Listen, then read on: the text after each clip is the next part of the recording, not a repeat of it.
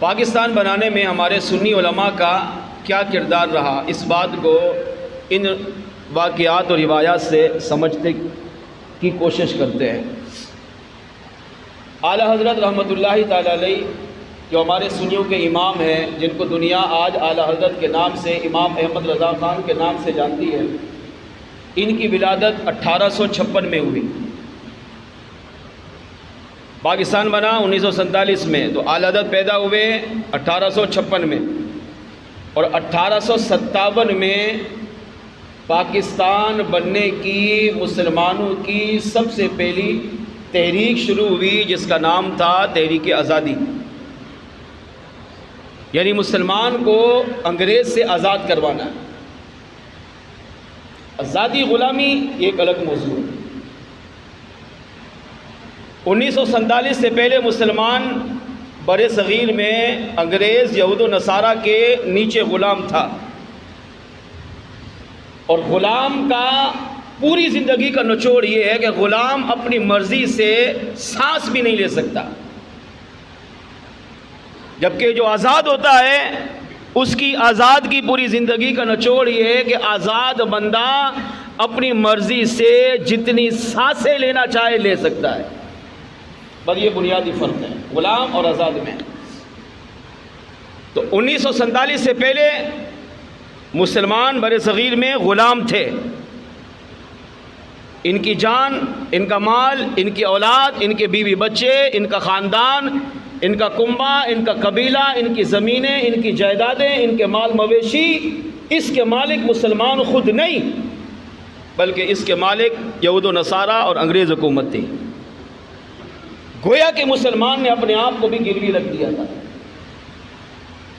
اب یہاں 1856 میں میرے آقا اعلیٰ حضرت پیدا ہوئے، اور 1857 میں سنی علماء پر مشتمل ایک کمیٹی بنی۔ اب یہاں قائد اعظم محمد علی جناح کا نام نہیں، یہاں علامہ اقبال رحمۃ اللہ تعالی علیہ کا نام نہیں، اس سنی علماء کی کمیٹی کی سب سے بڑی قیادت کرنے والی ہستی کا نام علامہ فضل حق خیر آبادی رحمۃ اللہ تعالی علیہ کی ذات مبارکہ ہے۔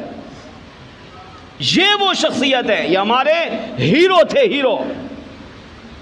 یعنی اس وقت جب مسلمان غلام تھا، وہ علامہ فضل حق خیر آبادی رحمۃ اللہ تعالی علیہ نے سب سے پہلے آزادی کے جھنڈے کو بلند کر کے آپ نے یہود و نصارہ کے نیچے رہتے ہوئے، انگریز کے ماتحت ہوتے ہوئے بھی، غلامی والی زندگی گزارنے کے باوجود بھی اپنے عالم ہونے کا، اپنے عاشق رسول ہونے کا آپ نے حق ادا کیا، اور وہ یہ کہ آپ نے سب سے پہلے فتویٰ لکھا جس میں آپ نے لکھا کہ مسلمان الگ قوم ہے، ہندو الگ قوم ہے، یہ دونوں ایک نہیں ہیں۔ جس میں آپ نے لکھا کہ اسلامی تعلیمات اور ہے اور یہود و نصارہ کی تعلیمات اور ہے۔ جس میں آپ نے لکھا کہ مسلمانوں کو چاہیے کہ وہ انگریز یہود و نصارہ کے خلاف جہاد کریں، ان سے لڑیں، اگر مر گئے تو شہید ہیں، اور اگر بچ گئے تو اللہ انہیں غازی بھی بنائے گا اور آزادی کی نعمت بھی عطا کرے گا۔ اب پہلا فتویٰ دیا، اور آج میرے آقا اعلیٰ حضرت اگرچہ چھوٹے بچے 1 سال کی عمر ہے، اعلیٰ حضرت نے آگے جا کر کام کیا، مگر اعلیٰ حضرت کے خاندان والے کیسے پاکیزہ لوگ تھے۔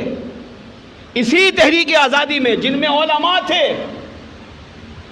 ان علماء میں بنیادی شخصیت علامہ فضل حق خیر آبادی علیہ رحمہ کی تھی، اور ان کے فتوے پر اب دستخط کرنا آسان نہیں تھا۔ ان کے فتوے پر دستخط کرنا ایسا ہے یعنی اپنے موت کے پروانے پہ دستخط کرنا۔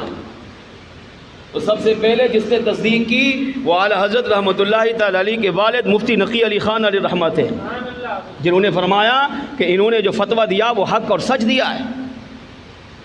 دوسری تصدیق جس نے اس فتوے پر کی وہ اعلیٰ حضرت کے دادا مفتی رضا علی خان رحمۃ اللہ تعالی علیہ کی ذات تھی، مگر آج کتابوں میں ان کے نام نہیں ہیں، جبکہ ہمارے ملک پاکستان بنانے میں یہی علماء بنیادی علماء تھے جنہوں نے پاکستان کی بنیاد رکھی، اور پاکستان بنا 1947 14 اگست کو، اور یہ تحریک کب شروع ہوئی؟ 1857 میں۔ حساب کریں گے تو 90 سال پہلے کوشش کی، یعنی 90 سال کی کوشش کے بعد جا کر اللہ نے ہمیں پاکستان آزادی کی صورت میں عطا فرمایا۔ اب جب انگریز یہود و نصارہ ہندوستان میں یہ فتویٰ پھیلا، بر صغیر میں فتویٰ پھیلا جس میں لکھا تھا مسلمان الگ قوم ہے، ہندو الگ قوم ہے، انگریز الگ ہے، مسلمان الگ ہے، اسلامی تعلیمات اور ہیں، یہود و نصارہ کی تعلیمات اور ہیں، اور مسلمانوں پر جہاد فرض ہے، وہ انگریز یہود و نصارہ سے لڑیں، اس میں یہ لکھا تھا، علماء کی تائید تھی۔ تو انگریز یہود و نصارہ نے کہا کہ اگر یہ فتویٰ ہے تو اب سب سے پہلے علماء کو شہید کرو۔ پاکستان گھر بیٹھے بیٹھے پلیٹ میں نہیں ملا، پاکستان میں قربانیاں ہیں، عوام کی قربانیاں وہ الگ ہیں، مگر میں یہاں علماء کی بات کر رہا ہوں۔ ایک عالم کی شان کو بھی ہم نہیں پہنچ سکتے۔ ایک سنی عالم باعمل کا اگر جہاں وہ رہتا ہے، اگر وہاں کے لوگ ساری زندگی بھی اسے اپنے کندھوں پر اٹھا کر چلیں، تب بھی اس سنی عالم کا حق ادا نہیں کر سکتے۔ مگر یہاں ایک عالم کی بات نہیں، یہاں 22,000 علماء موجود تھے جنہوں نے سب سے پہلے نعرہ تکبیر، نعرہ رسالت بلند کیا کہ پاکستان ہم بن کر، پاکستان لے کر رہیں گے، پاکستان بنا کر رہیں گے۔ اب انگریز نے یہ چال چلی، کہا علماء کو قتل کرو، علماء کو قید کرو، علماء کو قید کیا گیا، علماء کو شہید کیا گیا۔ اسی تحریک آزادی میں 22,000 سنی علماء اہل سنت کو شہید کیا گیا، جن کا جرم کیا تھا؟ پاکستان بنانے کی کوشش کیوں کی؟ فتوے پر دستخط کیوں کیے؟ فتویٰ کیوں دیا؟ یہ زبان سے نعرہ کیوں لگایا ہم الگ ملک بنائیں گے؟ یہ کیوں کہا ہم مسلمان کو آزاد کریں گے؟ کیونکہ یہ 22,000 علماء جانتے تھے کہ آزادی اللہ کی کتنی بڑی نعمت ہے۔ 22,000 ہمارے علماء نے پہلی تحریک آزادی میں قربانی دی ہے، پہلی تحریک آزادی میں۔ مگر علماء، 22,000 علماء کو شہید کیا گیا، اور ایسا نہیں کہ بس گولی ماری تو مار دیا گیا، نہیں، اذیت ناک موت دے کر شہید کیا گیا، جن میں سب سے فہرست کون؟ علامہ فضل حق خیر آبادی رحمۃ اللہ تعالی علیہ۔ ان کو انگریز حکومت نے گرفتار کیا، یہ جوان تھے، بڑھاپے تک گرفتار رکھا۔ جب گئے جیل میں تو صحت مند تھے، مگر جب نکلے تو ہڈیوں کا ڈھانچہ تھے۔ کوئی ظلم ایسا نہیں تھا جو ان پر نہ کیا گیا، یہاں تک کہ ان کے جسم میں سریوں سے سوراخ کر کے ان میں نمک اور مرچیں بھری جاتی تھی۔ ان کے بدن سے لباس کو اتار کر استری کو گرم کر کے پھیرا جاتا تھا۔ جرم کیا تھا؟ وہ کہتے تھے بس لا الہ الا اللہ چھوڑ دو، یہ مت کہو مسلمان الگ ہے، انگریز یہود و نصارہ الگ ہے، نہیں، یہ سب ایک ہے۔ یہ مت کہو کہ مسلمانوں کو آزادی چاہیے۔ اس جرم کی وجہ سے اتنی تکلیفیں دی گئی۔ کالے پانی کے اندر ان کو رکھا گیا، اس پانی کے اندر انسان سانس نہیں لے سکتا تھا، مگر انہوں نے جوانی سے بڑھاپا وہی گزار دیا جس میں پانی کی ہر اذیت ناک موت ان کو دی گئی۔ بڑھاپے کی حالت میں بھی ان سے مزدوری کرائی گئی، اپنی جان سے زیادہ ان پر بھاری بوجھ کے وزن اٹھائے گئے۔ کیوں؟ پاکستان بنانے کی کوشش کیوں کر رہے ہیں؟ آپ نے یہ کیوں کہا کہ مسلمان انگریز کے خلاف جہاد کریں؟ اس جرم میں 22,000 علماء کو شہید کیا گیا۔ علامہ کفایت علی کافی رحمۃ اللہ تعالی علیہ بہت بڑے ہمارے عالم ہیں، مگر آج ان کا نام کتابوں میں نہیں ہے۔ انگریز نے ان کو پہلے گرفتار کیا، مارا، اذیتیں دی، تکلیفیں دی، پھر دہلی کے چوک میں آ کر ان کے گردن کو ان کے دھڑ سے سرعام جدا کیا۔